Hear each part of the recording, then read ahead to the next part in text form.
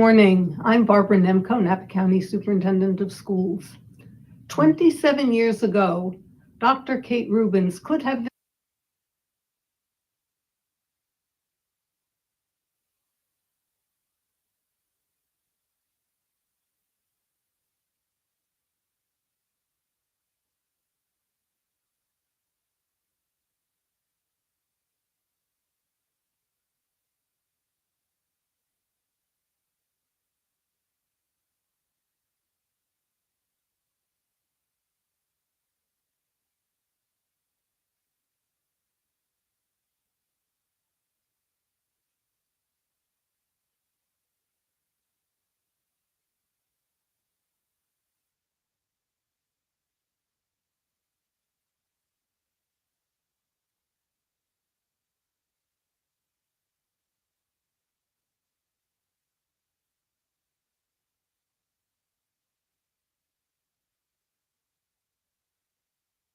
been sitting in this morning.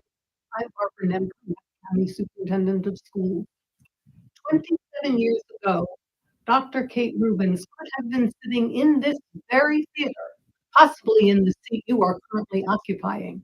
She was probably thinking then about graduating from high school, this high school.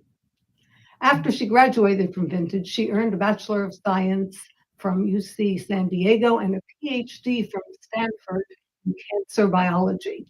She did extensive research in HIV and infectious diseases and headed a team of 14 researchers studying stuff that's so complicated I can barely say it, let alone explain it. In 2009, she was selected as one of 9 astronauts in the 20th NASA astronaut class.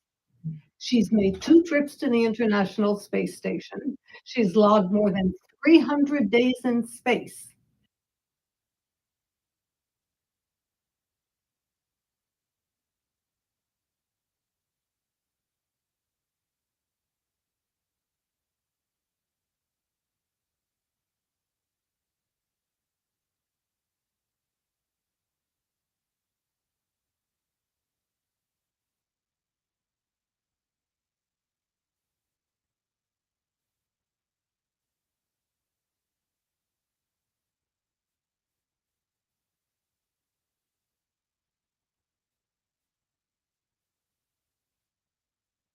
Morning. I'm Barbara Nimco, Napa County Superintendent of Schools.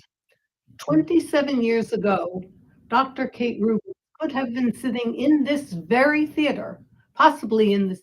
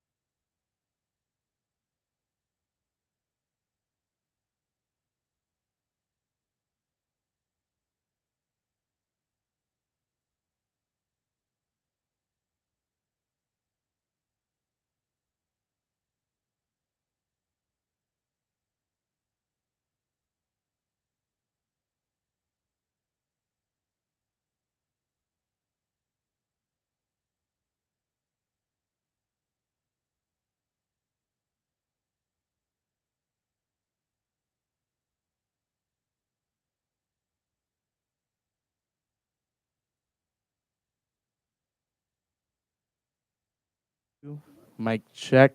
One, two. Thank you.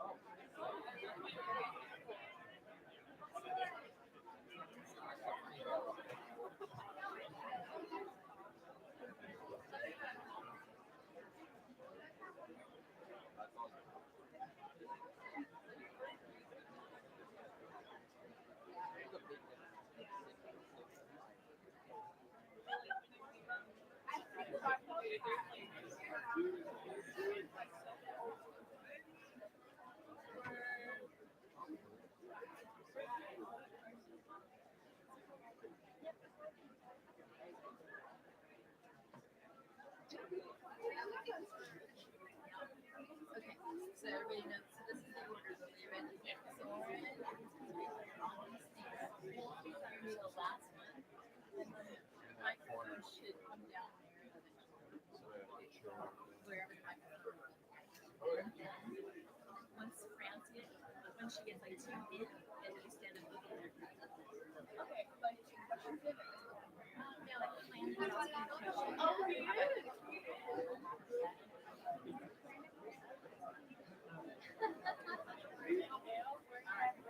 So same thing. So Christian, when Jack finishes, then you come up. Don't know back row, but don't know. Let's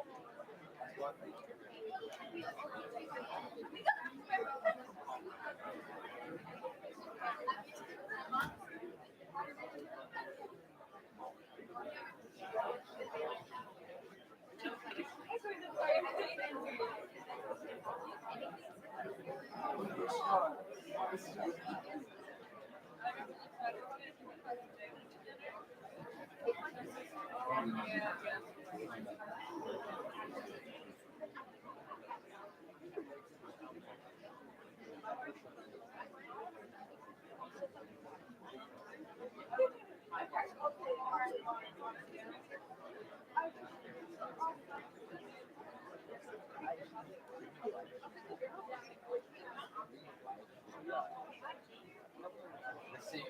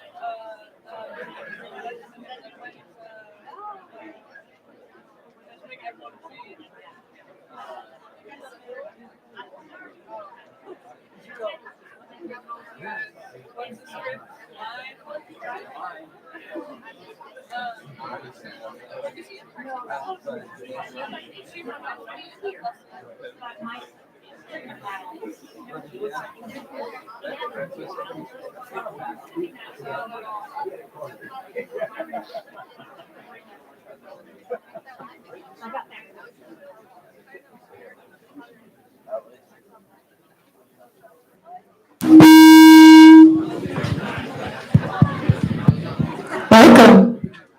Can I get that turned down a little bit? How are we doing? Does that sound better? Okay. All right. Well, welcome everybody, and thank you for being here today. We're going to get started. I'm going to introduce myself for those of you who don't know me. I'm Jessica Hutchinson, principal of Vintage High School, and soon we'll be hearing from our very special guest, alumna and NASA astronaut, Dr. Kate Rubins. But first, we have a few brief reminders and some introductions of special guests. So students, I have a reminder and an ask about cell phones. I'm actually going to ask you to take out your cell phones right now if you have one, and we need you to turn it to airplane mode so that it doesn't interfere with our LCD projector or any of the other frequencies and waves that we need. Also, if you haven't already, could you please turn it to silent or vibrate? And a reminder that we have a lot of special guests here today. This is a great opportunity. So once you put your phone away after it's on airplane mode and silent, please don't take it out again. You can take a photo, but we don't want you watching videos or messaging anybody during this very special presentation. Okay, thank you for doing that. And then I'll keep introducing our guests. We have a lot of special guests in our front row. First, I'd like to introduce Josh Schultz, who is our Napa County Office of Education Deputy Superintendent. Thank you for being here. And Rosanna Musetti, our NBUSD Superintendent. Thank you for being here.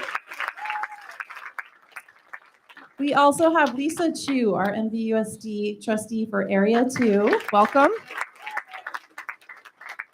And we're honored to have Stan Smart here. He was Kate's principal during the time she was here, former principal of Vintage High School.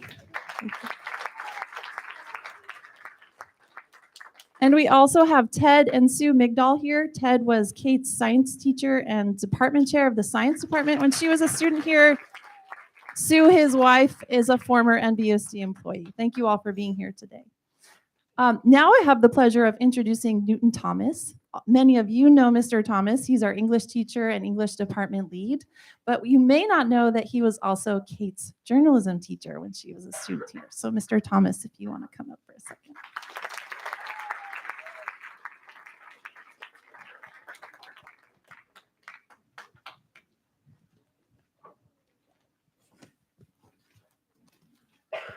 This is going to be tricky because I didn't know that I was going to have to be holding a microphone and reading at the same time, which is kind of pushing the limits of my skill set. Welcome, everyone. It's inspiring to see so many familiar faces here to welcome and celebrate Kate. And coming up with a few words is normally not, as most of my students will certainly attest. But coming up with a few words about Kate poses some unique challenges. First, she was my student a while ago. Okay, a significant while ago. Indeed, a significantly long while ago. Thinking of today, I was initially tempted to go down the rabbit hole of just how long ago. When ago, exactly? Suffice it to say that when Kate was editor-in-chief of the High School newspaper, Taylor Swift was in kindergarten. The iPhone was still a decade away. So it's been a minute, apparently.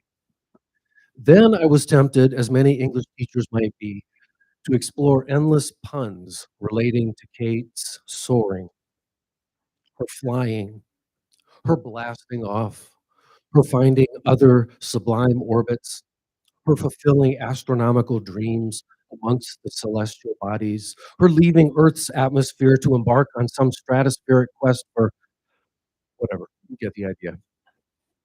But no, for me, it comes back to Kate. Not to corny puns, not to goofy timelines that we well-seasoned folk find fascinating.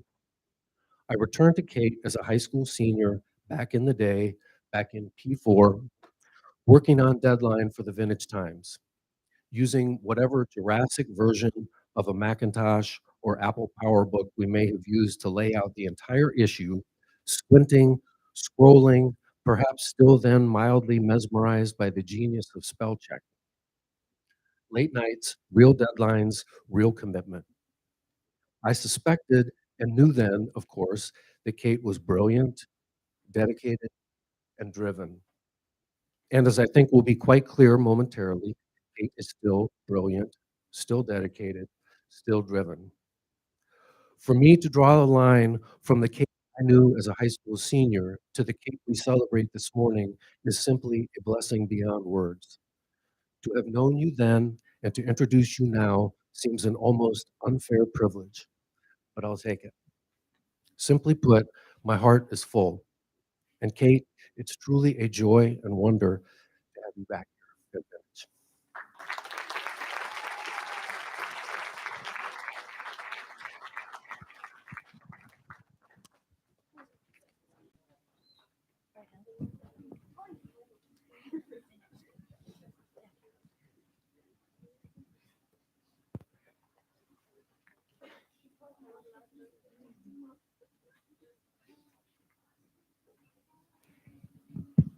Thank you, Mr. Thomas. Before we begin, I have one more special guest to introduce, and I also just want to thank a few organizations and people today. In your programs, there are many people listed, and this was truly a collaboration to have Dr. Kate Rubins here today, and I just want to give recognition to Napa County Office of Education, and especially to Shauna Wagner, who led that effort, and all the details of organizing, and many other people there. Many people in NBUSD, many departments and individual staff, and certainly many staff and departments here at Vintage as well.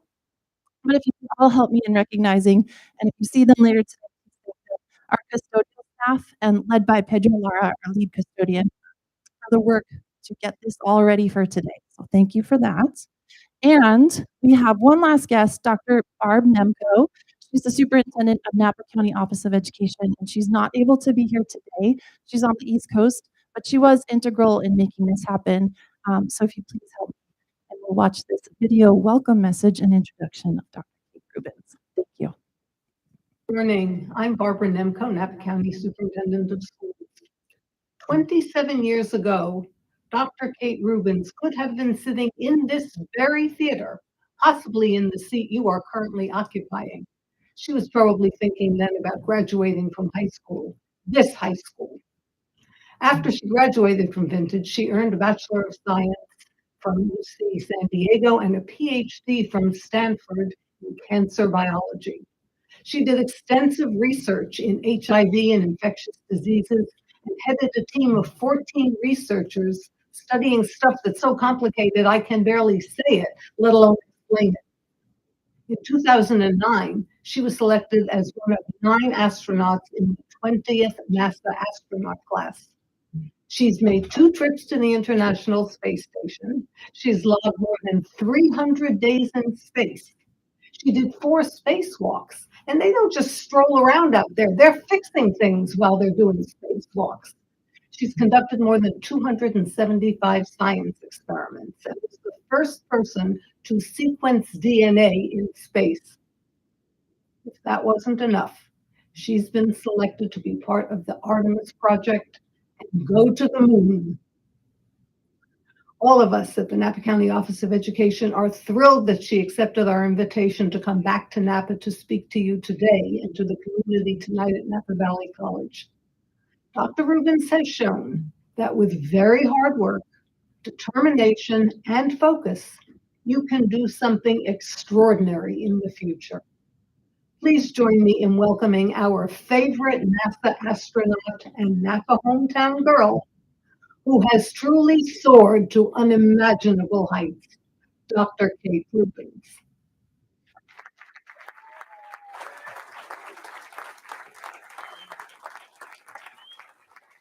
Hi. Thank you all for that fantastic introduction. Thank you, Mr. Thomas. Thank you very much for hosting me, Vintage High, and Napa County. I'm really looking forward to talking to you all today. So I was a student, right, sitting right where you're sitting, probably thinking about graduation, maybe also thinking about lunch too. So I'm not going to stand in between you and your lunchtime too much. But I did want to talk to you a little bit about my experience in space and give you a flavor of what it's like to launch a space, to be on space station. And then I want to talk a little bit about the science and the innovation that we do. So if we have the video that we could play, that would be awesome. So I'm going to take you right to launch day. So at this point, we've already been training for 2.5 years. We've gotten with our crew. We've been doing extensive training all over the world. And this is the morning of launch. So I launched out of Baikonur, Kazakhstan, halfway around the world. In the middle of the night, we get up with our crew and we go out to a building where we're going to get suited up in our spacesuits. And this is really critical because these suits protect us if the capsule depressurizes. So this is our life here when we're putting these suits on. And we've done this a lot before in training, but on the morning of launch, I had this thought in my mind that said, I'm taking this spacesuit into space. This is the day. It's something that you almost can't quite believe is happening to you. We walk out, the sun's risen already, and we walk out and we report to the commission, who certifies us as the astronauts that are able to get on that vehicle and ride to space. So this is our last glimpse of Earth right here on this ladder. And then we climb up, we get in an elevator, and we ride this entire rocket to the top where we're going to get in the capsule. As we're riding up, we can see the whole stack of the rocket and know that we're going to go get on top of that. Inside the capsule, it's pretty crowded. This is a really small, compact area. And you can feel it when that rocket flies off. It's like nothing I've ever experienced. So this ride is only 9 minutes long to get to space. Can you believe it? It is a maximum speed of 17,500 miles an hour. We're going just short of Mach 25. There's a bunch of stages in the rocket, and then we are at some point almost, amazingly so, orbiting the Earth. So the solar arrays come out, and we had about 3 days where it was just our small spacecraft orbiting the Earth until we were approaching the International Space Station. This is the most complex machine humans have ever built in space. It's beautiful. It's about the size of a football field end to end. And so we dock our spacecraft with this space station, and we're able to open the hatch and fly inside the space station after just 3 days of getting there. And I was pretty excited. I'd been there already. This was my second trip to space. And I got a chance to meet my crewmates who were up there already. So we fly in these staggered crews. And so I got to see 3 people that I hadn't seen for over 4 months in training. And they welcomed us to the space station, to our new home for the next 6 months. Living in space is pretty amazing. It's a combination of really ordinary things combined with the absolutely beautiful views. A lot of the stuff that we're doing when we're living in space is science. We're there to do science experiments. So you can see this is a lab experiment I was doing, but in space you have to be a little bit like MacGyver and be very inventive. So some of the things that we were doing, for example, we mentioned DNA sequencing in space, and I'll talk about that a little bit more, is completely different from how you would do things on Earth, because everything is floating, right? So we have to figure out a way that we're going to do all of these science and technology experiments, but we're doing them in microgravity. So I said, everything's floating. You're floating. Everything around you is floating. And you have to figure out how you're going to stick stuff to the lab bench. Like I said, sometimes it can be really low-tech solutions, like the gray tape, the duct tape that we bought at Home Depot. This keeps our lab equipment from flying away. So a lot of experiments, and I'll talk about this a little bit later, a lot of things we're doing are looking at things like what happens to the human body in space. How do we change and adapt when we're all of a sudden floating and we're getting to this completely unique environment? What happens to other biological systems in space? We study things like what happens to fluids, combustion, all of these kinds of processes that would work one way on Earth. We need to figure out how they're working in microgravity.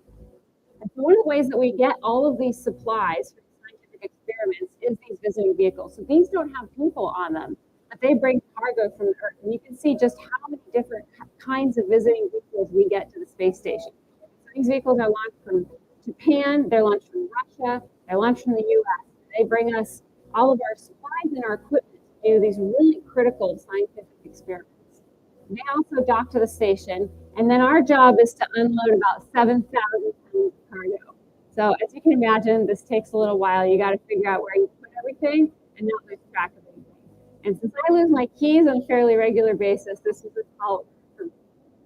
But this is one of the coolest things as when you're watching this vehicle come to the space station. And we are, as the astronauts on the other end, controlling the robotic arm that grapples them. One of the other tasks that we do, besides putting cargo away and a lot of science, is a spacewalk. So this is my crewmates and I getting ready for a spacewalk.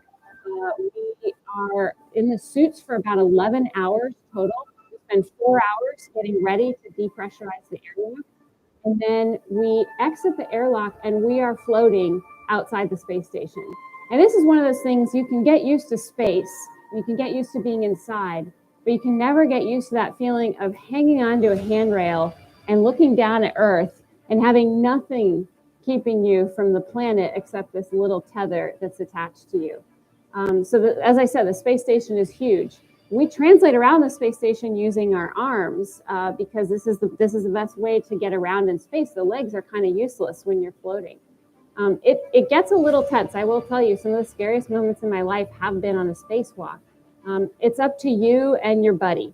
So you go out there, you always have a partner. That was my buddy Suichi. We did a spacewalk together. But the two of you are relying on each other to keep each other safe, to help each other if there's any problems with your equipment, and to rescue the other person. This is one of the really big lessons that I learned, is that you go to space and it's not just you doing your experiment. You're part of a team and you're part of a crew. And so you guys can look around at your classmates and you have your friend groups and you've got people that are in your classes, and you can think about that as your crew. These are the people that you rely on to do things like an incredibly difficult job like spacewalking. We were able to repair a few pieces of equipment while we were out there, and we set up a base to install some giant solar arrays on the space station. So we have solar arrays, but we're upgrading the technology. So these arrays are going to help us keep the space station going for another 10 years. So after 11 hours, we get to come back inside. The first thing you really want to do is get that helmet off and eat a good dinner. It's the best feeling ever. Another thing that we get a chance to do is photography. So we're on the space station, we're orbiting the Earth every 90 minutes. And so we have this amazing vantage point. We can actually help out in natural disasters. So there's a worldwide network. And if there's floods in Bangladesh or earthquakes in California, we can get our cameras and go over those sites, and we can actually take photos to help out with humanitarian crises. We can also use this for science. We're able to observe our planet. And so because we can observe the planet over time, we can look at changes. So we have studies that are looking at glaciers on the southern tip of South Africa. We have studies that are looking out into space. And we have studies, things about our Earth's atmosphere, identification of weather features, and an assessment of how our planet is changing. And all of this is available to us in this beautiful little room on the space station called the cupola. I spent an awful lot of time there. I would just spend 90 minutes and fly around the planet if I could. Unfortunately, all of this has to come to an end at some point, right? We stay up there for 6 months, and it's a bittersweet day. We have to say goodbye to our crewmates. These are our space brothers and sisters. We've been with them training for 2.5 years and 6 months in space. And we get in our spacecraft and we close the capsule hatch. And then all of a sudden we're back down to 3 people. So our tiny little spacecraft undocks from the space station. It orbits the Earth once, and we fire our deorbit engines. And once we fire those, we land back on the planet 33 minutes later. It's exactly 33 minutes because of orbital mechanics, and maybe you can work that out in your math classes. I can't. But it's a ride. So we go through this plasma fireball, and then we get the parachutes coming out, and that slows our descent rate. So you get this completely charred capsule that has been through essentially the inside of the sun on the way back to Earth, followed by the landing, which some people will say happy soft landing because it's anything but. We land out in the middle of the desert with nobody around, and then the search and rescue forces come out and pick us up. So you can see here, I'm seeing the first humans that I had seen besides my crewmate in 6 months. And I was really, really happy to see them. And then I landed back on Earth safe. We all happened to still be alive. Nobody was injured. And I knew I was going to get a chance to see my family and friends soon. It's an incredible journey. It takes a huge number of people to make this possible. But the benefits that we get from studying our Earth, from looking out into the cosmos, and from doing all of the scientific exploration, I think really makes it worth it. So you guys are thinking about what you want to do in life and what you want to do in your career. And I'm a scientist, right? I was a total nerd in high school. Mr. Thomas can attest to this. And it's great. If you're a nerd now, you're going to do awesome in life later. Don't worry about it. So I've got a little presentation. I want to just show you a few of the kind of science and technology things that we're working on at NASA. And if you're not a scientist or somebody who's interested in technology, don't worry, because we got to do a lot of other things to get to space. For example, I had to learn Russian in order to go to space because we cooperate with the Russians. So I had to learn. I spent 10 years learning a language. Russian is really hard. I had to learn how to talk and communicate with people from different cultures. So if you're interested in international relations, we have to learn how to get to, this is an international endeavor. So all these countries are going to space, Japan, Europe, Canada, most European nations in the US, and we all have to get together and we have to work out how we're going to do this incredibly complex project.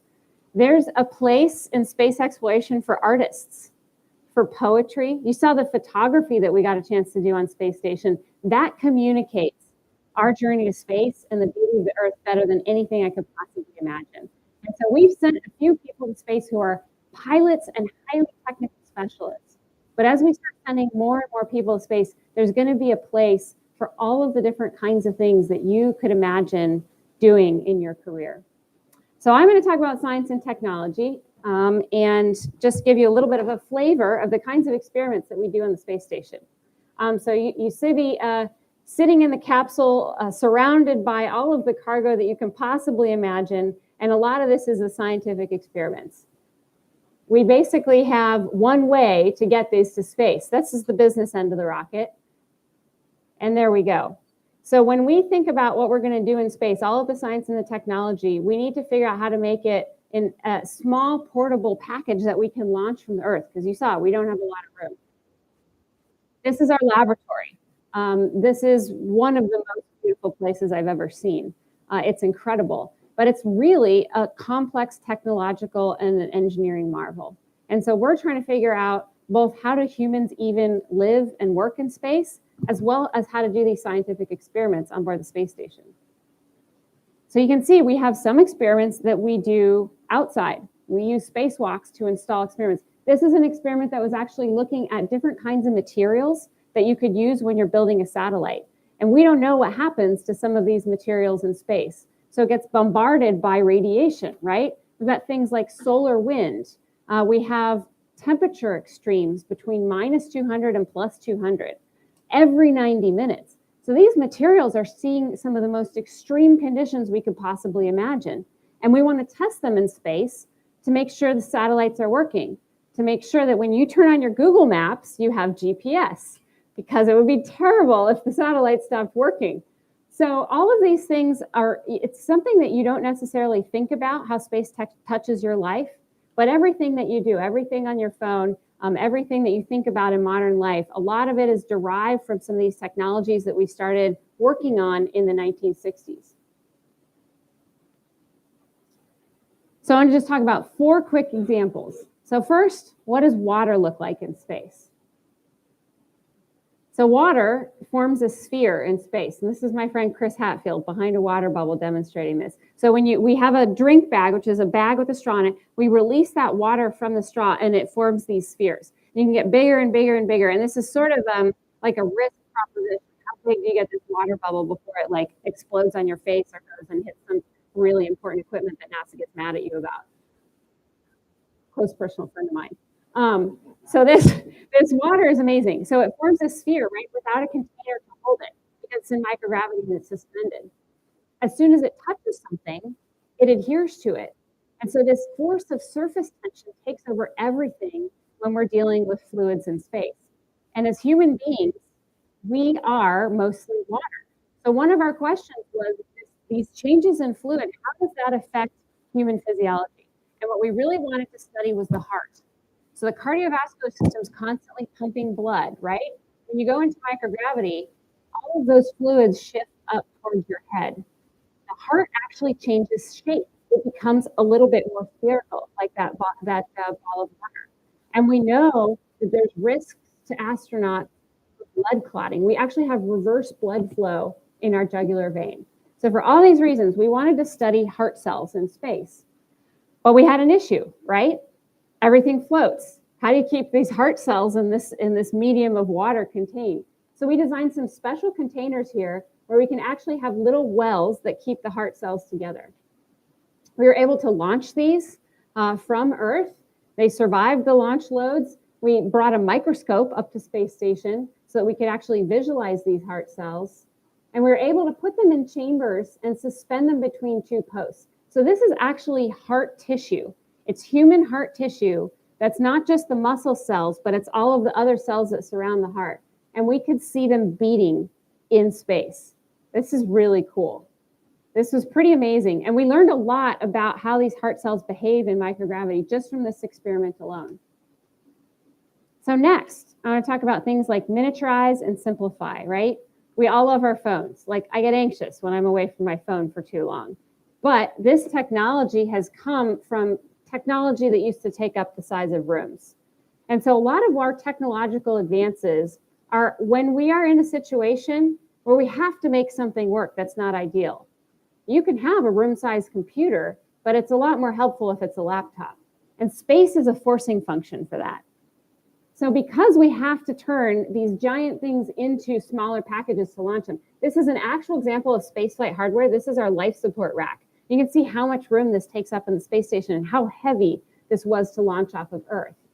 So we're using technology to figure out how to make this life support system smaller and smaller. We're doing things like water recycling on the space station. We have a 97% closed loop water recycling. So we are able to take, we don't ship water up from Earth. We're able to take all of our water and we purify it constantly. It does mean that the coffee that you drank yesterday is going to turn into the coffee that you drink tomorrow. And you can picture how that happens. So we really want this technology to be working well, but we also want to make it smaller and portable and miniaturized. You can see we have some creative solutions sometimes, like the duct tape and how we're going to get things to happen in space. And we put these all together and we were able to come up with, this system is called tissue chips. And so we were able to come up with a small system that uses fluids and pumping and has an organ on a chip. So each little well in there has got heart cells or liver cells or lung cells. We can actually replicate the human body. So we're using these in space to understand human physiology. We can use them to screen drugs that might be helpful for a certain disease condition. We use these on Earth to make sure that we can reduce animal testing for pharmaceutical companies. So these are some of the kinds of things that drive the creative ways that we need to think about it. So as you guys are thinking about what problems you want to solve in the world, keep some of these things in mind. How do you miniaturize? How do you simplify? How is that going to make life better for everybody else? We also have to deal with lots of data.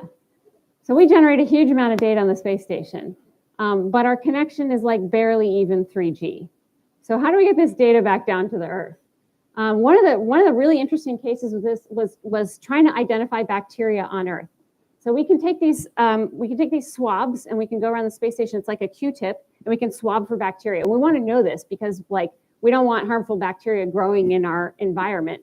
But before, it would take us 3 months to ship this bacteria back to Earth on a spacecraft and then analyze it.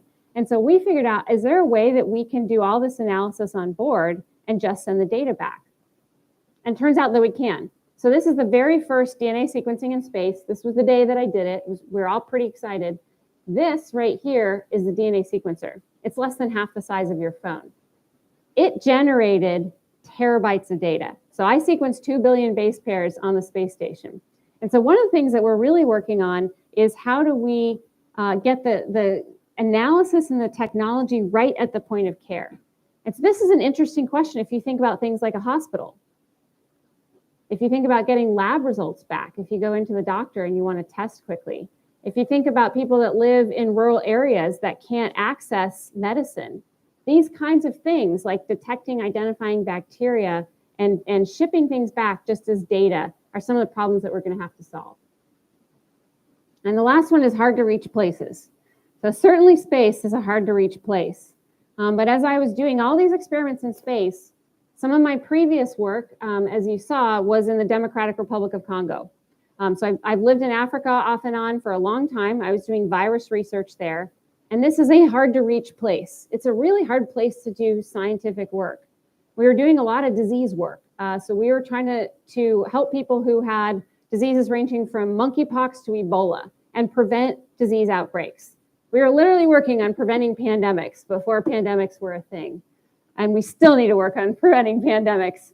But as we're doing this research, trying to identify how we're going to get our lab equipment to these really hard to reach places is one of our big challenges. And so you can see, these are the medical supplies that we're loading up in the plane. We're taking this tiny plane out to the middle of the village. Well, I can't bring a giant piece of lab equipment with me. This is going to be the same challenge that we have when we go to the moon. So when astronauts go to the lunar surface, we're going to want to do this science and this technology. And you guys are the right age. If you want to be scientists and engineers, these are the questions that you're going to be working on. We need you in the lunar program, right? We're working really hard right now, but you guys are the age that if you go to school, you become an engineer, or you become the artist, or anything that's involved in that, the time that you're ready to graduate from college and to go into the workforce is the time that we're going to need you the most. It's not just the moon, it's also Mars. And so this is your time to influence the future of space. You can influence what humanity does as we leave Earth, and you can discover the wonders of the solar system and also help people back on Earth. So with that, I'd like to take your questions.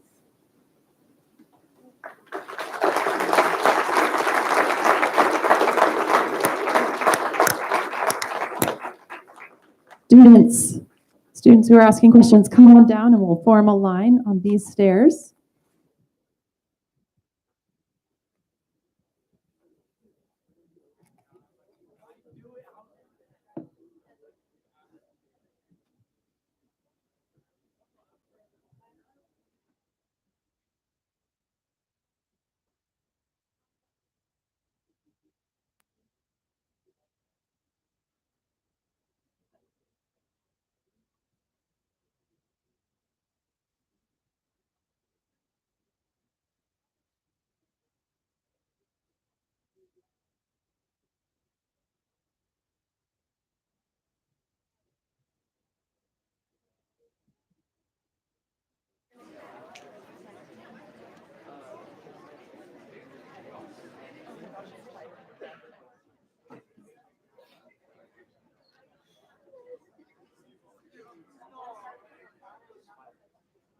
All right, everybody, we're going to start our student questions, and we have Soren up first.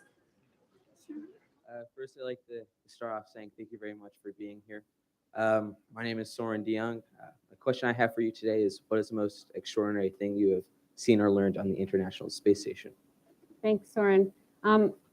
There's a lot of incredible things, right? Every day is incredible things. I think the thing that stood out to me the most was on my first spacewalk. When you go out the door for the first time, like number one, it's terrifying, right? Your world gets really small. You're just focusing on what's right in front of you. Like number one, not falling off the space station. Number two, not breaking anything because it costs more than all the money you'll make in your lifetime and you can't pay NASA back. As you start to expand your awareness, the first thing that I really saw when I could look down on the planet was we were flying over Morocco. There's not a lot of clouds there and it's desert. And I could see just the continent of Africa and the bright sands in Morocco next to the bright blue of the ocean. And it was like nothing I've ever seen before. It was a really Thank you very much. Hi, my name is Paloma Infante, and my question for you today was, what inspired me to be an astronaut? So I wanted to be an astronaut when I was a kid, right? When I was 5, like, what do you want to do? And I said, I want to be an astronaut, a biologist, and a geologist. But like, that's really cute when you're 5, right? You're not gonna be an astronaut. This is not a thing. This is not a career. I got told this, like, you can't major in astronaut, go find something else to do in college. And so I did biology, but I would follow space. I never really lost that interest in space. And I had a lab. I was a professor at MIT. I had a research lab. Things were going great. My friend called me one day and said, there's astronaut applications online. Would it be fun if we applied? And I said, that would be hilarious. They're never going to take me, no worries. I put an astronaut application. And be really, really careful what jobs you apply for, guys, because you might get them. So yeah, it was a combination of what I wanted to do as a child and then the opportunity to actually apply for it. So our cycle opens every 4 years. You need to have a college degree. We're looking forward to all of your applications soon. thank you. Hi, Kate. My name's Madeline Chu, and my question for you is, what were some of the other experiments that your crewmates were working on when they were on the ISS? Yeah, so some of the really cool experiments, not just the biology ones, are combustion. So when you look at a candle flame on Earth, it's kind of this teardrop shape. When you burn something in space, it actually is a sphere. Because if you think about on Earth, we've got these air molecules, and the lighter ones rise and heavier ones fall. That's based on heat. So the candle, all those light air molecules are rising. In space, air molecules are just floating. There's no convection. And so there's nothing to drive that flame upwards. So the flame expands outwards. And like, believe it or not, they let us burn things in space. This is an actual experiment. Everybody gets really excited about it. And we're studying how combustion happens. And so we're learning things about how to do cleaner combustion, about how to do fuel, about how we're going to work with rocketry and other ignition sources as we're going to the moon and we're doing fuel in space. Some of those things were just, it's amazing what you can do and the kinds of questions that people have. I would never think to look at combustion in space. Scientists and engineers did. Thank you. Thank you. Hi, Kate. I hope it's not too weird being back here. I know you said that one of the scarier experiences while doing your spacewalks was breaking things. Was there anything else that came to mind specifically that was a fear for you? Yeah, so the spacewalks are interesting because you're just at this higher level of risk, right? So you're inside the space station, you're already at risk. You can have micrometeorite pierce the hole in the capsule. We recently lost a whole bunch of coolant out of one of our vehicles because it got hit by micrometeorite debris. So that can happen anytime. We have to be ready for that. We have to be ready for that emergency. You could have a fire. Like we've got the fire that are set on purpose. They're very well contained. If you got a fire that's not contained in space, this is terrible because fire consumes oxygen. So not only do you have to deal with the fire, you can't get away from it, and it's going to burn up all your oxygen. And then the last thing, which was some engineering decisions made 20 years ago, they decided to surround the spacecraft with a coolant that's ammonia. It's incompatible with human life. I'm like, you guys, what were we thinking? So if that ammonia leaks into the space station, you suffocate, you die. It's really horrible. And so these weren't things so much that were fears, but it's something that you think about all the time. It's something that you have to be prepared for. And one of the ways we really conquered that was through familiarity with it. You know, if you ignore it, it's that problem that boogeyman's going to get worse and worse. By understanding it and then by training, we felt that we could take care of that situation. And so it's a risk and it's a fear and it's always out there. But our crew had that confidence that we could handle any one of these situations if they would happen on the space station. Great question. Thank you. Hi, I'm Landon, and I was wondering if you have any special walkout song or liftoff song? We do, and because it was Russia, it's a Russian 80s rock anthem, which is kind of awesome. Yeah, and they play it every time the crew walks out from, you saw that video where we're at night and we're walking out from the place that we've been quarantining. And so it's just this history and it's this tradition. And so you hear it with every single crew. So sometimes we support the other crews and we see them do this. And then when it's your time to go to the Super Bowl of Space Olympics, we get to hear that song as we walk out. It's pretty cool.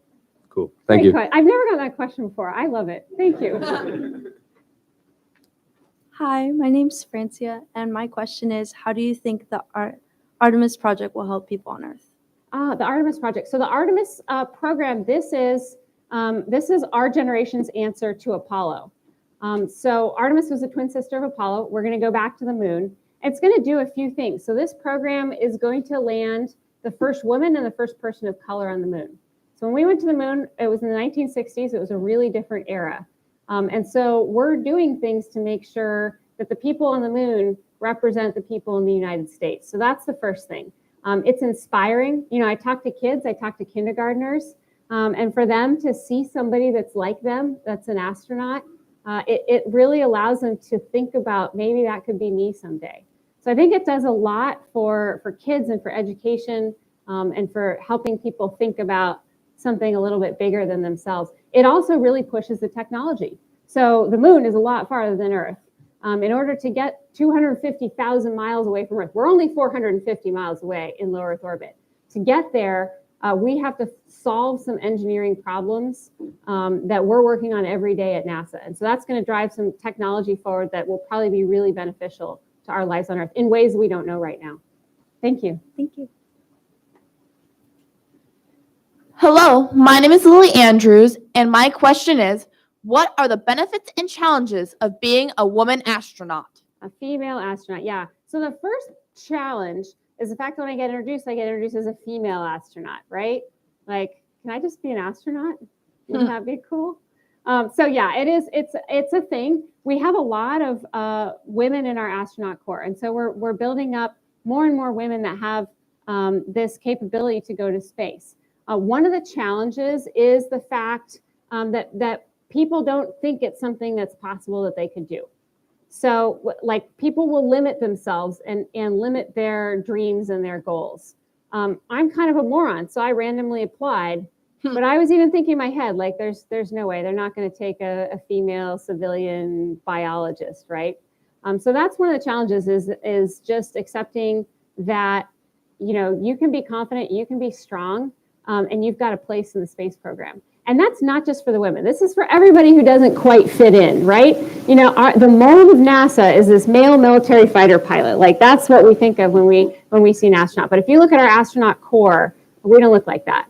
We look like you guys. So that's one of the really big challenges that we have, is letting people know that we are just normal people, and that they can see themselves in this astronaut corps. Hi, I'm Carson Campbell, and my question is, do you think we'll encounter any forms of life outside of Earth in the near future? I like it. Life outside. So just to get it out of the way, I didn't see any aliens. You know, I was looking, but I didn't see any. So I do think that there may be alien life in the universe. It's probably going to be microbial, would be my guess.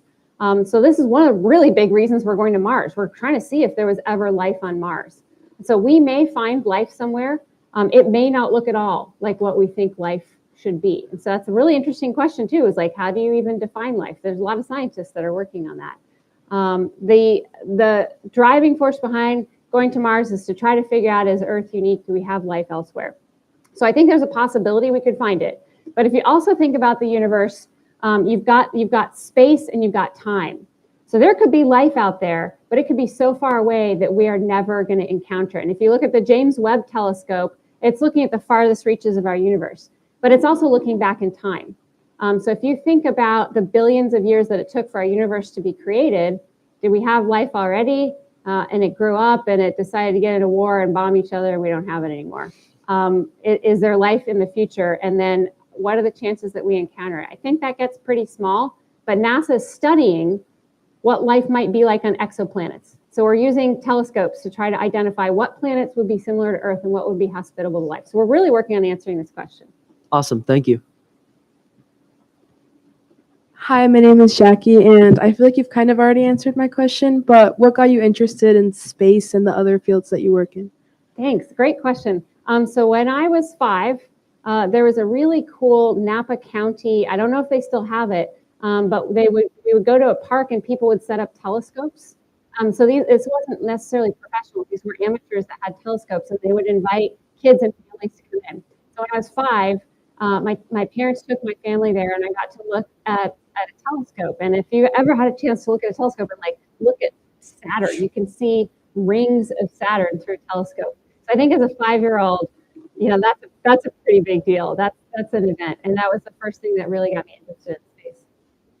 Thank you. Hi, Dr. Rubins. My name is Sean Johnson. I was just wondering, how do you feel that going to space sort of changed your perspective on the world when you returned, or maybe in broader terms, do you feel it changed any part of you as a person? Yeah, you got some time to do some thinking in space, and it really is like a place to philosophize. You know, you're orbiting the Earth. You got to think about these big questions, and we do. And it's pretty funny because all the astronauts end up, you know, like really having some like meta-analysis of life, the universe, and everything. One of the things that a lot of people say is that, and there's actually a term for it, it's called the overview effect.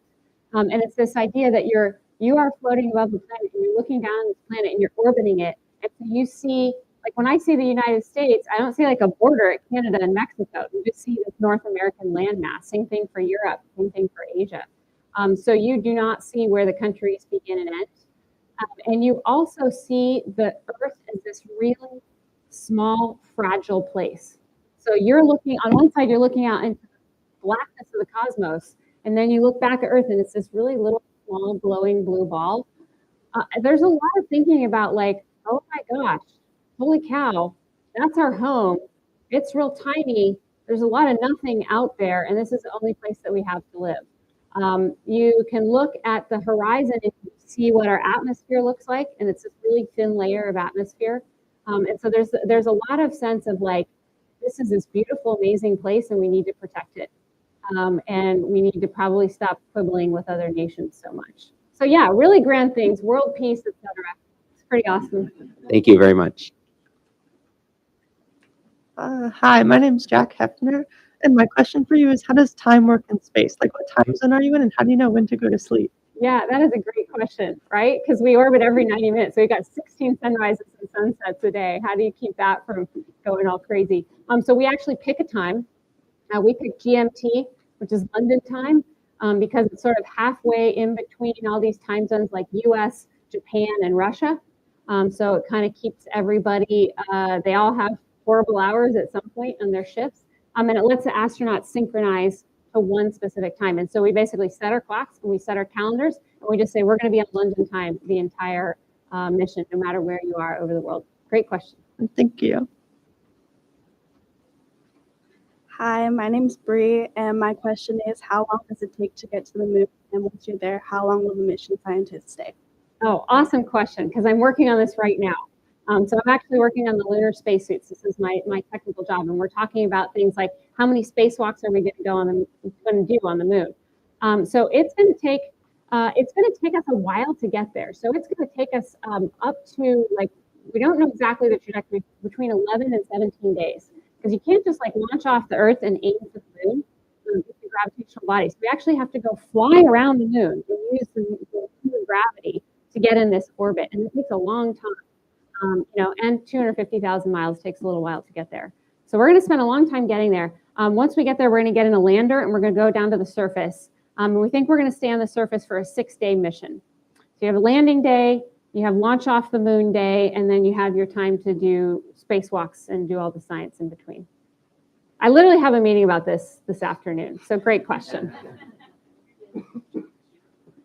Hi, Dr. Rubins. My name is Christian Mills, and my question is, what technological advancements or innovations are necessary in order for the Artemis project to proceed? Great question. Yeah, so Artemis is solving a lot of things, but it's got a lot of hurdles. Right now, probably one of the biggest things we have is the lunar lander. The first lunar lander is going to be designed by SpaceX.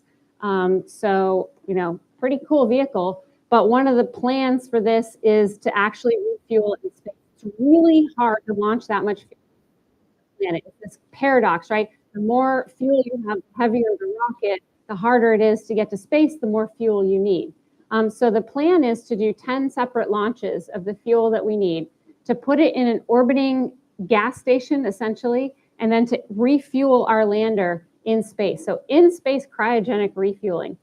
We've never done this before. It's not super easy. The rocket fuel has to be kept at these really, really cold temperatures so it can stay liquid. And so trying to figure out how to keep fuel super cold in space, keep it from evaporating, and make sure that we got 10 launches in a row to refuel is going to be one of our biggest technological challenges. Thank you. Hi, Kate. My name's Kenya, and I was wondering if there was any difference between the training for the ISS versus the training for the Artemis project. Yeah, great question. ISS training is, we train a lot with our international partners, so we're going all around the world. That's probably not going to change very much, but what we train for is different. So we're training for our specific launch vehicle, and then we're training how to do all these experiments on the space station and how to do spacewalks. When we go to the lunar program, it'll be a similar theme for all of these, but the vehicles will be different. So we have a completely different spacecraft that's going to the moon. We're going to have to train a lot on that. We have a lander. This is the first time we've ever used this lunar lander, so we're going to spend a lot of time training on that. And then we're going to spend a lot of time training the crews in the lunar spacesuits. These lunar spacesuits, they're no joke. They're 400 pounds. You're in 1.6G, but you got to move this giant thing around. You look like a transformer moving around the lunar surface. And so we got to train on how to do that, and we need to train a lot on geology. We're doing a lot of geology experiments there. So that's going to be some of the things that will be different from the space station. Thank you. Hi. Just kind of wondering, what was the process to becoming an astronaut like, and what made you want to work for NASA? Yeah, so the process for becoming an astronaut is first of all, you put your online application in, usajobs.gov. I'm telling you guys, every 4 years. So yeah, you put in your resume. And then they screen these thousands of applications that they get. You need letters of reference, and you need to have demonstrated experience in some of these specific technical fields. So they go through all of that, and then they end up getting it down to about 100 people, 120 people that we invite to NASA for an interview. It is the longest job interview I've ever had. It's a week long. You get to go live on site at NASA. And it's not just a job interview, it's a lot of medical tests as well. Then they bring a group of 60 finalists back and you do another week-long interview. Then they make the selection. My class was 13 people, it was 9 US astronauts. And then you come together as a class and you start your training program. For other jobs at NASA, it starts similar. So there's a great, I think it's interns.nasa.gov. There's like one website that you can go to and you can apply to be a NASA intern. Most of these are for college students. So as the ones that are older and graduating and thinking about going to university, when you're a college student, you can apply to work at any one of these NASA centers. And you don't have to work on astronaut stuff. You can work on satellites and geospatial imaging and Earth observations and climate change. So you put this application in. They have a committee that looks at intern qualifications and then tries to match you with your internship. Well, so in a few years, you can definitely apply for that one. Hello, my question for you today is, what was something you looked forward to in space, but the outcome was not what you expected? What was something I look forward to in space? Yeah, and the outcome was not what you expected. Oh, yeah, like something that really surprised me? Yeah. I was super surprised by, like, I was really excited about floating around. Like before I went, my imagination was like, oh my gosh, floating is going to be great. And it's going to be amazing. I hadn't really thought through the fact about physics in space. So there's the whole everything's got an equal and opposite reaction. So for example, if I was in space and I was typing on the computer and I start typing, I'd push to type and I'd end up on the ceiling. Just a little bit of force. This propels you, right? So you're not just floating there like you're floating in a pool, you're actually stabilizing your body. So if you don't touch anything, you get like really unstable. There's all this motion all the time, and it's highly annoying to be doing this for your entire life. And so you learn a lot, not just how to float, but how to hold on to something, how to stabilize yourself. And then you learn how to fly. It's not intuitive. So like you throw a ball on the earth, you're going to launch it up a little bit to account for gravity. We think about this, it's subconscious, right? So in space station, you're thinking, I'm going to launch myself. You launch yourself up a little bit. And then again, close personal friend of mine gets a giant gash on her head because she ran her head into a hatch. So there's a lot about space floating and space flying that's actually a skill-based sport. I was pretty surprised. Great question. Hi, Dr. Rubins. My name is Megan. And my question for you is, when you were here a student at Vintage, did you take classes that prepared you for being a scientist and an astronaut? And what electives did you take? Awesome. Great question. Yes, I did. So Mr. Scrivener was my biology teacher and physics. And I took AP biology. And that's where I started getting really interested in science and things like, PCR and DNA sequencing. We got to do some of those experiments in class. And so I think, a lot of that college preparatory type science classes were pretty influential in me wanting to become a scientist. I also took journalism, which was an amazing elective. That was a lot of fun, a lot of hard work. And I took foreign languages. So I took Spanish in high school, and then I took Spanish. I had to learn French at some point to go to Congo, and Russian later in life. And so the languages, again, they're hard classes, but it's a really cool things to do. And for you guys, the age that you're at, like take your languages now because your brains are nice, young, and plastic, and they'll learn the language. You try to go do it when you're 30 and you got to learn Russian, it's really hard. So take all the language that you possibly can is my advice. Awesome. Thank you. All right, everybody, before we finish here today, I just also want to give some recognition to Elena's Voice Foundation, which made the live streaming for all of our classrooms here at Vintage possible, as well as schools throughout NBUSD and even the county. So we are very much appreciative of that. And I need your help, everybody in here, to please thank Dr. Kate Rubins for being here today and this very special opportunity. So thank you so much.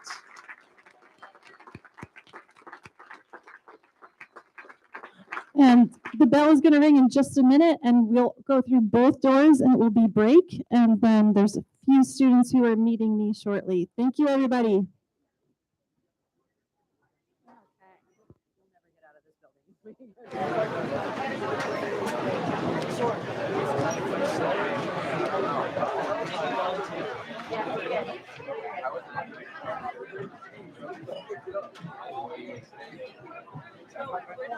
Yeah, it was very good. And I like that you wore your sweatshirt too.